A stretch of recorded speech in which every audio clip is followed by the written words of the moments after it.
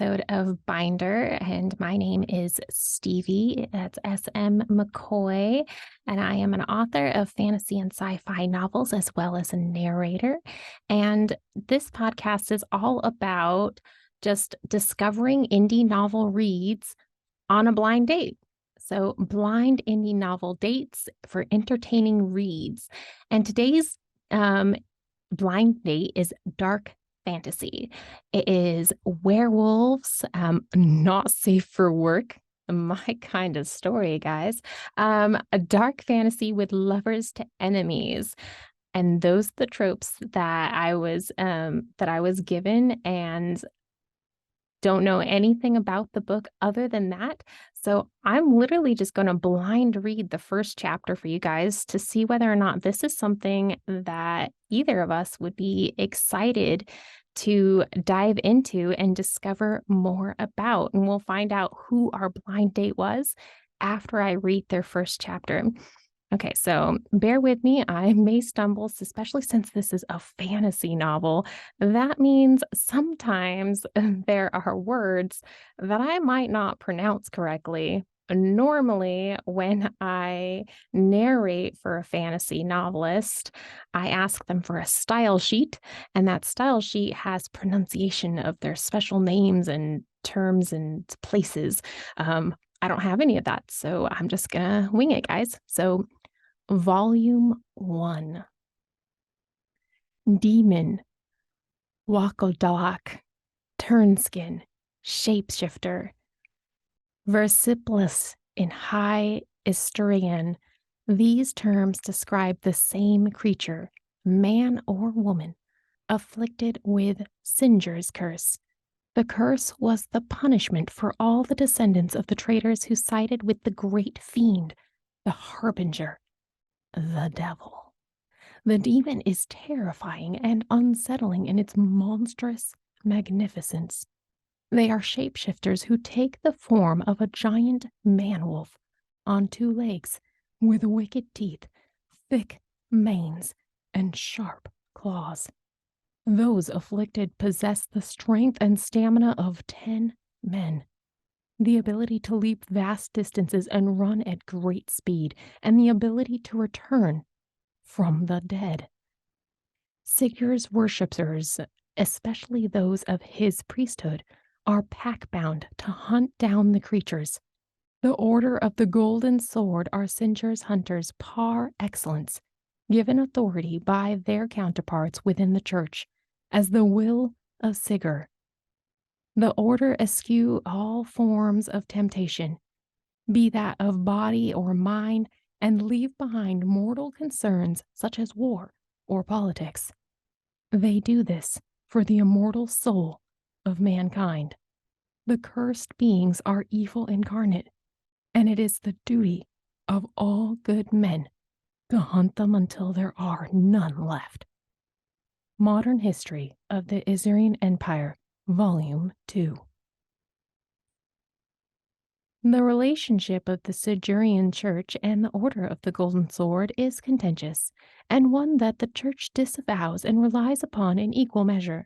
The Order acts with impunity, scouring through various lands, recognizing not any human authority, claiming that they are the embodiment of the will of Sigur himself.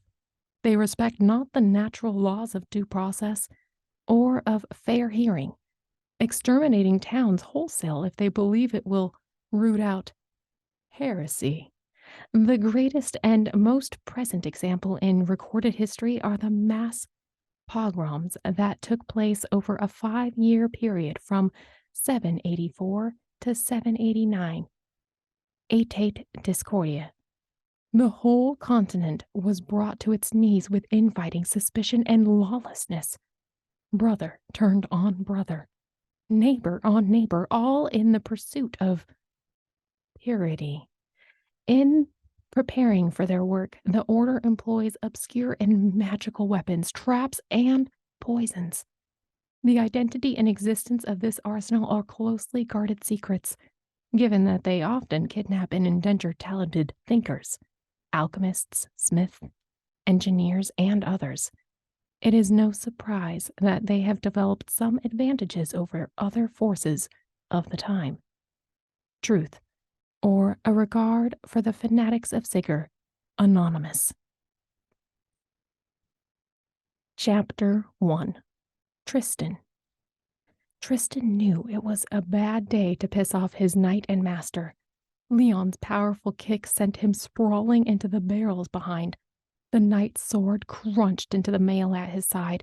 He gasped sharply as pain shot through his ribcage. Tristan raised his shield weakly, expecting a blow, but nothing came, and he stumbled to his feet. "Know your range, squire," Leon's voice carried from across the yard. "If you're close enough to hit them and you haven't, they'll be sure to hit you." Enough talking, Tristan thought, grinding his teeth. Just hit me already. Leon had his sword and shield by his side. Tristan charged. His opponent's sword swept upwards, and Tristan blocked, flipping his sword for the reply. Tristan missed. Leon had already moved back. They circled each other. "Where are the weak points, lad?" Leon's voice was muffled by his faceplate. Tristan knew the answer, of course, but Leon liked to test his memory in the heat of battle. "Armpit, groin, neck, back of the knee, and ankle," he yelled, punctuating each word with a step forward.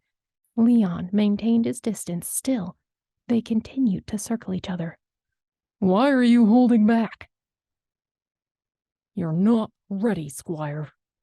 "Not ready, my arse." Moving in fast, Tristan brought his sword low. The knight's feet looked unsteady. He'd finally caught Leon off guard. Tristan reversed, bringing the sword back up. Changing his footing, he ran the flat of his blade along his opponent's curved helm. He pivoted, hooked the sword behind Leon's head. He pushed, sending Leon over his outstretched leg. The crashing sound reverberated through Tristan's helmet. Leon's red beard seemed to explode from his face as he threw open his visor, stunned. It took him a second. Then he howled with laughter. I yield. Planting the tip of his blunt training sword to the dirt, Tristan helped Leon to his feet. "I thought you had me, sir." "Cheeky fucking Salbra." Leon swore in Hillard, the language of the people from the South Hills. It meant fish breath. How everyone from the mountains thought of people not from the mountains.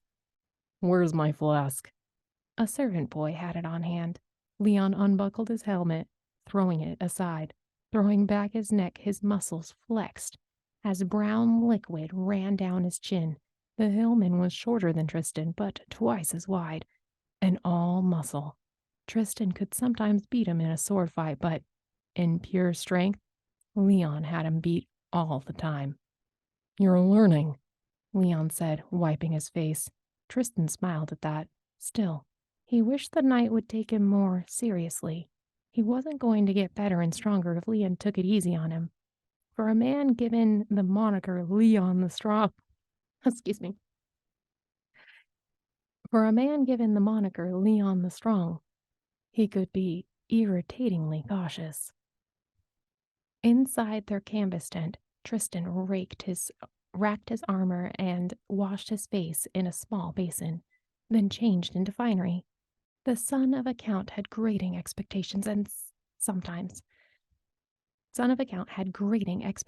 sometimes. Tristan's chest filled out his forest green doublet, snug from 2 years of Leon's training, while russet red hose hugged his muscular legs. He wiped his hair. Dirt got everywhere. In his underwear, in his ale, on his clothes. The army had burned the fields months ago, and the land was still barren, little more than a dust bowl. He eyed the small writing desk, its papers in a scattered pile, his half-written letter to Celine sticking out like a rude gesture. "What can I say to her? That I haven't found a way yet?" "I'm going for a walk." Leon's voice came from behind. Tristan turned. Shaved head and flowing red beard. Leon was a large man, twice as wide as his squire, wearing the clothes of a low-born knight, loose-collared linen shirt and black trousers. You comin'? Tristan nodded. The letter could wait. So, Leon said as they passed a barracks. A woman whistled a tune ahead as she hung out soldiers' linens, while a pair on patrol walked past, spears in hand. Tristan waited for Leon to say something. A minute of stony silence, and they reached a small hill where they saw the besieged city open out in front of them. Rene's wall stood stark and silent as the sun set behind them. Below them was a flat area set with outward-facing spikes, facing towards the city. Beyond the spikes, deep and hungry, laid trenches that would cover the assault. Tristan wasn't sure why they waited so long. 3 long months had passed since they arrived, and still no word on the timing of the assault. Mayhap they expect the city to starve before then, he thought, and they'll surrender without a fight. The sky turned hues of pinks and oranges. Another night in a foreign land arrived, and Tristan was no closer to his goal of finding employment as a household guard than when the day started. Sir! Sharp wind whipped unshorn black hair across Tristan's face. Is there a particular reason you think I'm not ready? Leon stiffened. He took a sip of his flask. You're what, Tristan? 16? Tristan clicked his tongue without meaning to. 18, sir. He should know that. I've been his squire for near on 2 years. I forget sometimes. And tell me, what do you want? Money? Fame? If you're looking for either, just look at me. 10 dozen pieces of silver to my name, and a busted back. They call me the Strong, but sometimes I can't reach my arse to wipe. Tristan stopped himself from saying something smart. Around them, the sounds of dinner picked up, crashing pots, cooks, barking orders to servants, soldiers, joking around campfires. Leon gave him a look of resignation before taking another swig. You think I'm spineless, lad? Too afraid that I'll hurt you? Don't give me that look. I know what the men say when they talk over their fires, when they think my back's turned. They say, I've lost my touch, and yet they will die. And yet more before this war is over. Tristan sighed, folding his arms.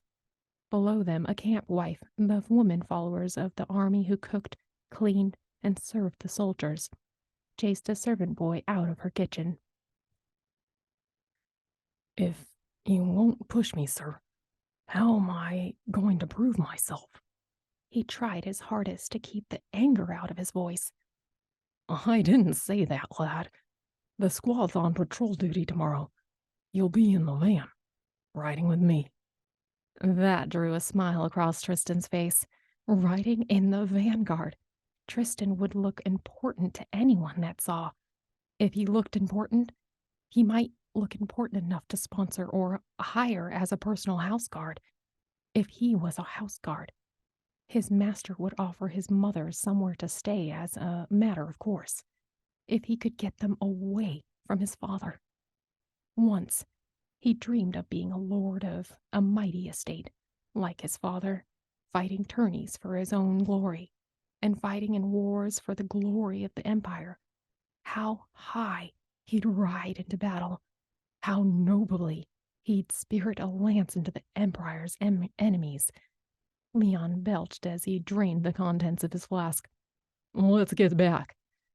He stared down the hill, then stumbled. Tristan grabbed him and kept him from falling. Leon wiped his own face, chuckling. You're a good lad. It's what I always told Erkin. You treat your elders with the respect they deserve. A dark look flashed across his face. As they walked down to the tent with the White Eagle banner, Tristan thought of Leon's son. Erkin was his name, a lad of 16, and much like other boys his age, wanted nothing more than to make their fathers proud. Tristan knew little of what that was like, but People often talked about legacy and family glory, and he understood the sentiment. His father had talked about it enough for a lifetime. Erkin had died in a battle in the Giant's Footfalls, 30 miles to the north, the army's last major battle before the siege. They had fought hard to gain a hill defended by archers from the kingdom of Badonia, the empire's age-old foe, and whose lands they had occupied. The empire had lost over a quarter of their forces, 1,000 men in total to gain the hill, and Badonians were forced to retreat, fleeing behind Rinna's wall. Leon's son had been one of the dead. Tristan placed Leon in his bed, and quaking snores filled the room. His flask rolled on the floor. Tristan sighed. As long as he had known him, Leon never abstained from drink, enjoying an ale or strong wine with dinner as folk do, but these days, it seemed he never found a single moment without it. Though Tristan now smiled as he thought about what the knight had said to him, riding in the van tomorrow. He was happy to have the chance to prove himself. And as he turned to get dinner from the kitchens, he heard shouting and cursing. He stuck his head out the door. "You've heard?" A soldier in his breeches yelled, running in the parade grounds direction. "Minstrels!" The other said close behind. The parade ground was at the center of the camp, turned into a venerable city by the many and varied folk that tailed an army. It touted tents and pavilions of bright colors, rugs, armor, supplies, anything and everything. For the right price, of course. It seemed far from the stark hill dotted with catapults, far from the noise of the drilling grounds, far from the row of latrine pits. The scent of char-grilled meats and smoky spits drifted into his nose. The sweet sound of a harp played quickly filled the air, accompanied by a quicker lute and faster drumming. From what Tristan heard along the way, a troop of minstrels had arrived, causing a great stir, and he entered the grounds. He had a good view of the musicians. What really drew his eye was the general and the surrounding lords. The general, Duchess Ilsa, or Adolar. This is why I need character sheets. The general Duchess Ilse Adolar, stern of eyes and jaw, carried the face of someone accustomed to hard decisions and the weight of the world on her shoulders. As the musicians started their next song, Tristan walked over to the general. He pushed down the knot in his gut. "We'll have to smooth things over with the order, I'd say," he overheard someone say as he approached. "No," a man in fine molded silks and velvets said. "I'd say it's precisely what they need. They're getting a little too comfortable. They should serve the Empire, not work for the highest bidder. Someone approaches. Christian bowed. "Your Grace, my lords, I'm Tristan Florian Onsirian, son of Sebastian, and heir to Ervelary Reed." Well met. The Duchess tipped her head. "I believe you are Sir Voland's squire, are you not?" "Yes, your Grace." "Aye, aye," the minstrel's herald said, a man with a peacock feathers sticking from his peaked hat. "And for the next song we have Glamis of the Tower, a sad song to be sure, but a treat for the ears." They sang of Glamis, a man who sought power and strength above all other men, defeated by a better fighter. He turned to the great devil out of spite and became something more than a man, a terrifying wolf, killing his daughter and wife. So there is more to the story, but I've already been reading for quite some time, and I don't know how much longer chapter 1 continues, but obviously based on me continuing to read it, I was enjoying it. Honestly, I just really wanted to continue reading it, I probably would have just continued reading it. I don't know about you guys, whether or not you enjoyed that blind date with this author, but I loved it. I'm intrigued. I want to know more. I totally would have kept on reading, but I realized that it seemed like I'd been talking for such a long time that I was like, "Ooh, this is going to be a long episode." And I'm like, okay, I should probably cut it off now so that you guys can know what the story is, continue reading it, if you enjoyed it, that kind of thing. So, without further ado, I will introduce you to your book. Your blind indie novel read blind date was with The Sword of Mercy and Wrath by NC Koussis. I don't know if I'm pronouncing that right. But this is definitely why I have style guides so that all the pronunciations are given to me. But yes, I had a couple of stumbles in there. And of course, since I can't really like stop in the middle of like when I'm normally narrate, I can stop and then, pause, edit, and or take a drink of water so that I'm not like coughing into the thing. But anyways, I really enjoyed this book. I definitely am enjoying it. Plus that trope where it says not safe for work and dark fantasy with lovers to enemies. I see there being some sort of romance happening, possibly with the Duchess and Tristan.